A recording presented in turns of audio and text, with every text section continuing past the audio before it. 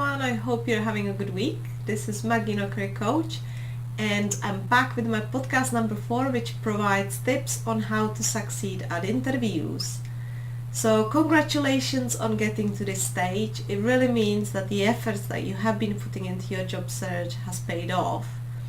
And interviews are a two-way process, allowing the company to assess your suitability for the job, but you are also assessing the company and whether they are the right fit for you and your own career needs. So the more information you are able to get beforehand about the interview itself, the more you can prepare. So I always advise clients to find out more about the interview structure, to understand their expectations, such as the interview format, how many stages, and who is going to interview you. Also find out what does the organization want and need.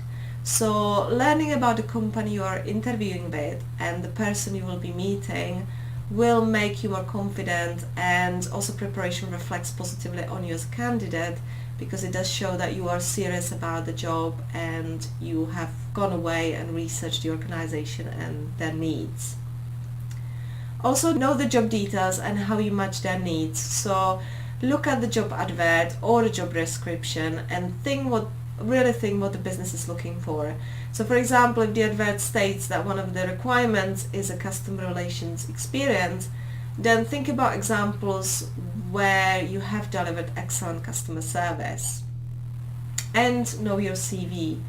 Be prepared to identify your relevant unique selling points and demonstrate your achievements which are relevant to the job in question. So you need to be able to expand on anything that is listed on your CV, including any dates, role responsibilities and employment gaps.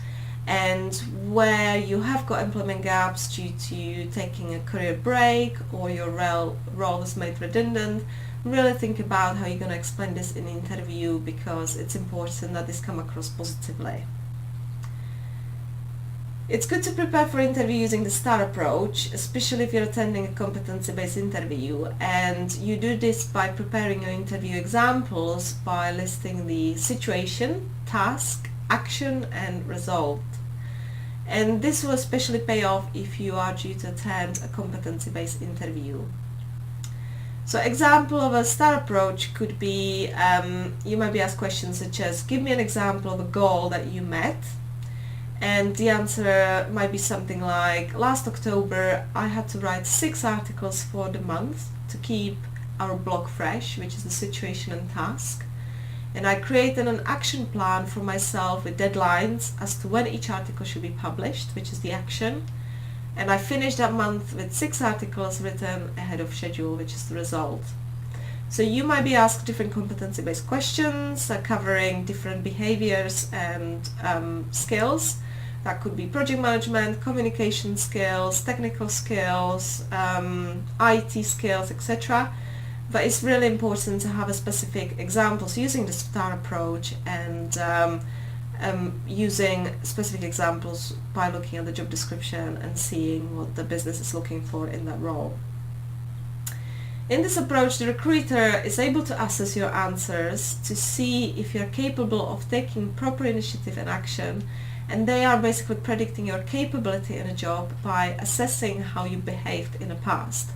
Because the recruiters often, unless they worked with you in the past, they haven't got exposure to understanding like how good you were in your previous job. So quite often businesses decide to, let's say, set up some assessments, for example, or presentations, but also competency-based questions where they ask for specific examples, and that really gives them a prediction how you behaved in the past and how well you are due to behave or you're likely to behave in the future if you're successful in a job. So prepare questions for the hiring manager as well. The best is to spend as much of your research time planning good questions as planning your good answers.